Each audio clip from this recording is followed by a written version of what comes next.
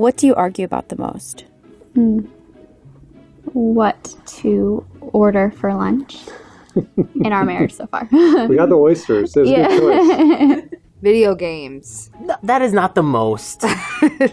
Not understanding what someone's saying. And it's always like the dumbest things all the time because we look back on them and we're like, we were actually saying the same exact thing differently. We both weren't listening.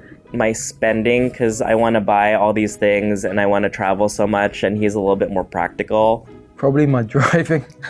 I've hit a few curbs. I'm really particular with the way I like things to be clean. And Josh is a little bit more careless with, you know, he'll clean it up later.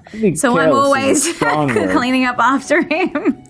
I want to do something, like I want to go clean something, and I feel like she'll say, no, because you don't do it right, let me do it. And I'm like, all right. So and then in my mind, I'm like, okay, now I feel like I don't do anything. It's better if I do it. It's just better if I do it. Honestly, what we argue about the most are situations that have nothing to do with our actual lives. One of our biggest arguments in life was over a horror movie and what they should or shouldn't have done. And our second biggest argument in life was over a television show that we had varying opinions on. And it was so bad that like our friends that were with us getting ready to go to the movies were like, this is awkward. You guys, you need to wrap it up. Making sure we're both keeping each other at number one. If that's ever in question, for either of us, it's always a problem.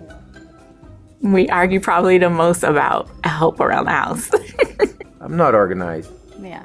She's kind of like my manager because I don't keep track of dates in anything. Secretary. It's terrible. I manage, housewife.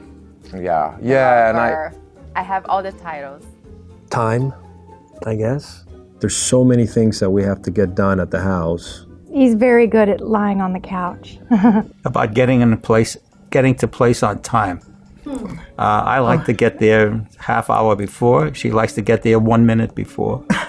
Whether it's too hot or too cold in the apartment. I was thinking the same thing. Our family relationships. His family is completely different from mine. They're very type A, like, let's get there 10 minutes early to everything. And my family is kind of like, we're an hour late, so we're all here. Money, some, perhaps. I think Jill tends to be more realistic, and sometimes I'm a little more maybe optimistic, so I think sometimes that's a source of tension. We seem to be getting hard of hearing, so therefore, when we selective hearing. When we communicate with each other, we always get into a little bit of a banter, all right? As to, what did you say? No, you didn't say that. Yes, you did say that. No, you did not say that. Mm-hmm. And then that sometimes leads to a higher level of anxiety between us. Okay, I don't want to use the word fight or argument, but raise voices, you know. So, and then we have to cool off a little bit. Everything. I think both of us want to be in control. Well, you don't like to be told what to do, and I don't like to be told what to do. So I became very flexible over the years. Her brushing her teeth with the glasses off. I don't understand why she has to. And I don't understand why this bothers him so much. I try to tell him I don't want stuff going up into my glasses. Short-term plans.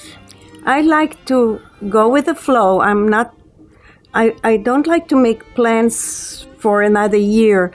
I will ask her, can we go to a concert on such and such a date? And she said, I'm not going to plan that far ahead. In the marriage, we argued about how children were to be brought up. That's true. That was a big point, and I think the difference is partly our different personalities and partly our different upbringing. Yeah, we had very different experiences growing up. And today it's mostly if I talk too much or if I interrupt her, or it's little things, most of which aren't worth a damn.